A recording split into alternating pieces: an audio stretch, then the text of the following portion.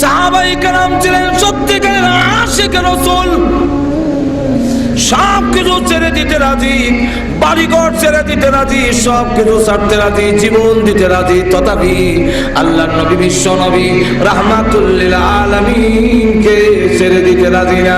একটা ঘটনা হইতাম নি, আরো জোরে কোন না, অসুবিধা হইতেছে। ঘটনা আল্লাহর নবী, বিশ্ব নবী রাহমাতুল লিল আলামিনের দরবারে একজন কালো সাহাবী আসলেন, তার নাম সাদে সালামী রাদিয়াল্লাহু আনহু। অত্যন্ত কালো, আবার গরীব। এসে বলেন, ইয়া রাসূলুল্লাহ, ইয়া হাবিবাল্লাহ, আল্লাহর নবী গো, আমি গরীব, আমি কালো, এই কারণে আল্লাহ কি আমাকে জান্নাত দিবেন না? আল্লাহ রাসূল বলেন, সাদে সালামী, আমাকে দেখে তুমি ঈমান এনেছো, তোমার ভিতরে ঈমান আছে, আল্লাহর তৈরি জান্নাত তোমাকে কেউ আটকাতে পারবে না, আল্লাহর তৈরি জান্নাত তোমার নসিব হয়ে যাবে। এই কানো সাহাবী কয়, তাই যদি হয় তত বোঝা যায় আমার দাম আছে। তো মুসলমানরা তার মেয়ে, তার হুড়ি আমার কাছে বিয়া দেয় না, যেরকম ঠিক গরিব আর খালা হয়ে বিদায় করে দিলেন, রাসূল দেয় না, না। তোর নবী বলেন, তাকে আমি আজকে মজলিসও দেখতাছি না। এই সাহাবীর নাম হলো আমর ইবনে ওয়াহাব সাকাফি রাদিয়াল্লাহু আনহু। তাকে আমি দেখতেছি না, যদি দেখতাম থাকতো তাহলে আমি ডাইরেক্ট প্রস্তাব দিতাম, যেহেতু আজকের অনুষ্ঠানে মজলিসে মাহফিলে নাই, তুমি যাও আমার পক্ষ থেকে গিয়া বিয়ার প্রস্তাব দাও। তার এক মেয়ে আছে, খুব সুন্দর। রাসূল বলেন, শুনছি খুব খুবসুরত মহিলা, এমনকি মদিনার লোকেরা তার টাইটেল দিছে হুরে মদিনা, মদিনার হুর করি, যাও প্রস্তাব লিয়ে যাও। হযরত সাদে সালামী রাদিয়াল্লাহু আনহু ওনার বাড়ির সামনে গিয়া কয়, আসসালামু আলাইকুম। ওয়া আলাইকুম সালাম। বাড়িতে আসেননি? কহা বাড়িতে আসি। তো আপনার মেয়েকে তুমি কইতে গেছো? উনি কয়, আনা মিন রাসূলিল্লাহি সাল্লাল্লাহু আলাইহি ওয়াসাল্লাম, আমি রাসূলের পক্ষ থেকে এসেছি। কেন আইছো? আপনার মেয়ে সুন্দরীকে আমার কাছে বিয়া দেওয়ার জন্য প্রস্তাব লয়ে এসে। এই সাহাবী তখন বুঝতে পারছে না যে বিশ্বনবী রাহমাতুল লিল আলামিন যে উনারে বানাইছে, মনে করছে রাসূলের দরবার থেকে উচ্চা ডাইরেক্ট আমার বাড়িতে এসে বিয়া করতে। তাই তিনি ডাক দিয়ে বলেন, না না না, ইমন খালা বেটার গরিব বেটার কাছে কেমনি বিয়া দেবে? প্রস্তাব ফিরাই দিয়েছে। হযরত সাদে সালামী রাদিয়াল্লাহু আনহু তখন ডাক দিয়া কয়, দিলে দেন, না দিলে নাই। আল্লাহ রাসূল বলছেন আমি জান্নাতি, আপনার মেয়ে না দিল জান্নাতের হোর বড়ি আমার জন্য অপেক্ষায় আছে। আর তো আসতে বলছে কইয়া যায় কি?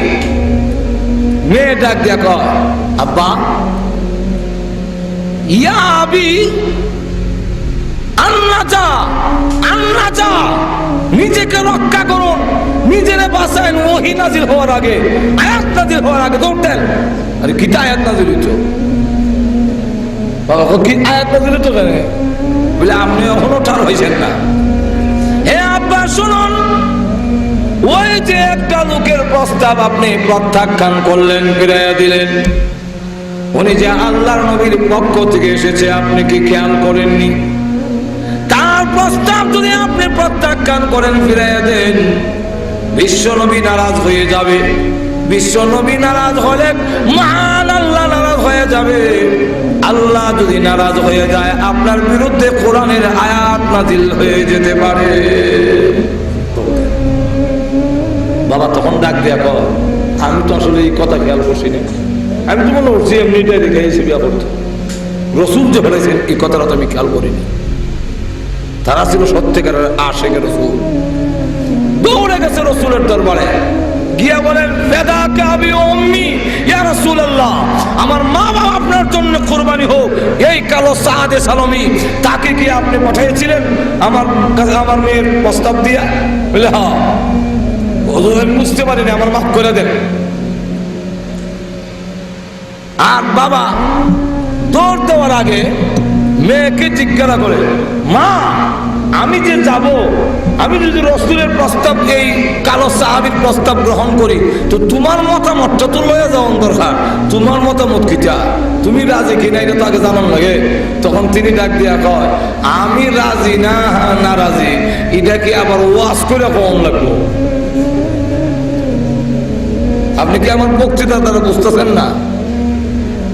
মা, তুমি তো ছেলে দেখো নাই, ছেলে কিন্তু খুব কালো, আবার গরিব, তোমার ভরণ পোষণ করতে পারবে না। মেয়েটা ডাক দিয়া কয়, আব্বা, ছেলে কালো না দলো, ছেলে গরিব না ধনী, তা আমি জানতে চাই না। আমার নবী, বিশ্ব নবী রাহমাতুল লিল আলামিন যখন চয়েস করেছেন ওই ছেলে জান্নাতি হবে, তাকে যদি গ্রহণ করতে পারি, দুনিয়ার জীবনে হয়তো কালো হওয়ার কারণে চোখের দৃষ্টি কম হবে, ধন সম্পদ না থাকার কারণে দুনিয়াতে হয়তো কষ্ট হতে পারে, কিন্তু ওই কালো ছেলেকে যদি গ্রহণ করতে পারি, তার হাত ধরে আল্লাহর তৈরি জান্নাতে যেতে পারবো। কারণ স্বামী যদি জান্নাতি হয়, স্ত্রী তার আঙ্গুল ধরে ধরে জান্নাতে যাবে। সুবহানাল্লাহ বলবেন না? আব্বা জান এমনি দৌড় দিয়েছে নবীর দরবারে গিয়া বলেন, আপনি কি সাদে সালামকে পাঠিয়েছিলেন? বলে হ্যাঁ। নবীজি, আমি আমার মেয়ের রাজিনামা সহ হাজির হয়েছি, আমার মেয়েও রাজি। আল্লাহর নবী বলেন, তুমি যখন রাজি হয়েছো, এক্ষুনি বিয়া পড়াইয়া দিলাই, বিয়া হয়ে যাক। ও সাদে সালামি, ভালো বাড়িতে বিয়ে করবা, বেটা হইল মদিনার চৌধুরী, আবার মেয়েও খুব সুন্দরী, মোহর তোমার দিতে হবে। কত দিতাম মোহর? 400 দিরহাম। হযরত সাদে সালামি রাদিয়াল্লাহু আনহু ডাক দিয়ে বলেন, ইয়া রাসূলুল্লাহ, 400 দিরহাম দিব দূরের কথা, 1 দিরহামও আমার পকেটে নাই। আল্লাহর নবী, বিশ্ব নবী রাহমাতুল লিল আলামিন ডাক দিয়ে বলেন, ও সাদ, বিয়ে হয়ে যাক। 400 দিরহাম নিযুক্ত হয়ে বিয়ে হয়ে গেল। আল্লাহর নবী বলেন, এখন তুমি যাও উসমান গনির কাছে গিয়ে বলবে, আমি বিশ্ব নবী বলেছি তোমাকে 200 দিরহাম দেওয়ার জন্য। এরপরে যাবে আরেকজন ধনী সাহাবী, যার নাম আব্দুর রহমান ইবনে আউফ, জান্নাতের সার্টিফিকেট প্রাপ্ত সাহাবী। যদিও তিনি ধনী, জান্নাত কিনেছেন, এত বড় ধনী ছিলেন। কিতাবে লেখেন, আব্দুর রহমান ইবনে আউফ রাদিয়াল্লাহু আনহু 1000 উট ছিল, 1000 ঘোড়া, 1000 উট, মানে ওই যুগে, বর্তমান যুগে 1000 গাড়ির মালিক, প্রাইভেট কারের মালিক। 1000 ঘোড়া, 10,000 ছাগল। উনার তদানীন্তন সময় ব্যাংকে যে স্বর্ণের টাকা জমা ছিল, ব্যাংক ব্যালেন্স, তদানীন্তন সময়ে 10 কোটি 20 লক্ষ দিনারের মালিক ছিলেন। কিতাবে লেখেন, উনার আওলাদেরা উনার ইন্তেকালের পরে স্বর্ণের টুকরাগুলো লোহা দিয়া সেদাইয়া ভাগ করতে গিয়া কুড়াল মুতা হয়ে গেছে স্বর্ণ খাইয়া। সুবহানাল্লাহ বলবেন? এখন চিন্তা করেন কেমন ধনী। ধনী হওয়ার পরেও জান্নাত থেকে পিছপা হতে পিছাইতে পারে নাই, জান্নাতের সার্টিফিকেট কিনেছে। তাহলে বোঝা যায়, ধন হইলে জান্নাতও কিনন যায়, আবার ধন হইলে জাহান্নামও। ওনারা প্রত্যেক বছর এইভাবে একটা মাহফিল দেয়। আর এমন লন্ডনীয় আছে, লন্ডন থেকে আইয়া বিশালের লড়াই লাগায়। আরো তো আসেনি না, তো বেশ কম আসেনি, বিশাল দিয়ে আবার হয় জিতিল রে জিতিল, অমুক গাঁও জিতিল, সারাদিনের কষ্ট, খুশি ভাইয়া দুষ্ট। একদিন দেখি মিছিল দেওয়া যায়, আর আমি আমার গাড়ি আটো একটা মিছিল দেয়। গ্রামের নাম হইতাম না এই কারণে, যেহেতু আপনারা গ্রাম চিনি নেবা, এর লেগে হইতাম না। এরা মিছিল দেওয়া যায়, কয় জিতিল রে জিতিল, অমুক গাঁও জিতিল, সারাদিনের কষ্ট, খুশি ভাইয়া দুষ্ট।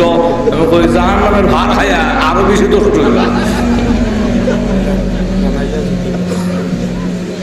ভাইরা আমার, লক্ষ্য করে দেখুন, কেউ টাকা হলে জান্নাত কিনে, আর কারো টাকা হলে জাহান্নাম কিনি। তখন ওই সাহাবী আব্দুর রহমান ইবনে আউফ রাদিয়াল্লাহু আনহু উনার কাছে যাইবা, গিয়া বলবা আমি রাসূল বলেছি আরো 200 দিরহাম দেওয়ার জন্য। তখন কত হইব? আটো জোরে কোন কত হইছে? তো 400 দিরহাম যদি হয় বেড়ার মোহরের টাকা হইছে নি? আটো জোরে কোন। এখন খালি মোহরের টাকা দিলে হইব, স্নো পাউডার জুতা মোজা কাপড় চোপড় কিনুন লাগতো না?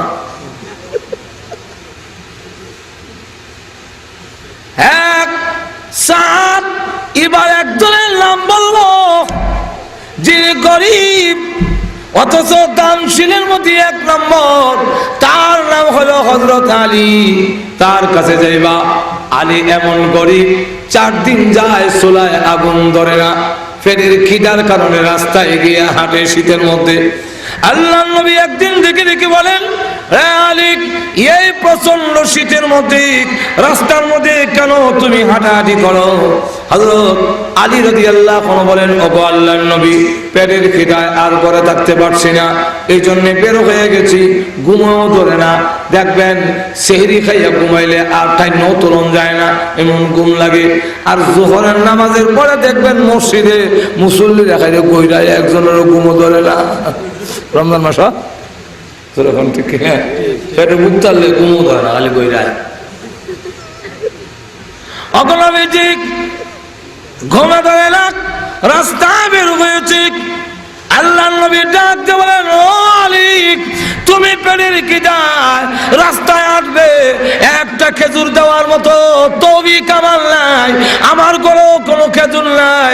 আলী, যাও ওই যে খেজুর গাছটা দেখা যায় তার কাছে গিয়ে বলবে আমি বলেছি খেজুর দেওয়ার জন্য। হযরত আলী রাদিয়াল্লাহু আনহু বলেন, আমি খেজুর গাছের কাছে গিয়ে দেখি খেজুর থাকবে দূরের কথা, ভালো করে পাতাওই নাই, সিজন না। ডাক দিয়ে বলল, ও খেজুর গাছ, আল্লাহ নবী যার খাতিরে तमाम পৃথিবী আল্লাহ সৃষ্টি করেছেন, সেই বিশ্ব নবী রাহমাতুল লিল আলামিন বলেছেন কিছু খেজুর দেওয়ার জন্য। তখন ডাক দিয়ে বলেন, এমনি হযরত আলী বলেন, আমি খেজুর গাছকে বলতে দেরি হয়েছে, আল্লাহর কসম করে বলি প্রত্যেকটা ঢাল থেকে তাজা তাজা খেজুর পড়তে 1 সেকেন্ড দেরি হইল না।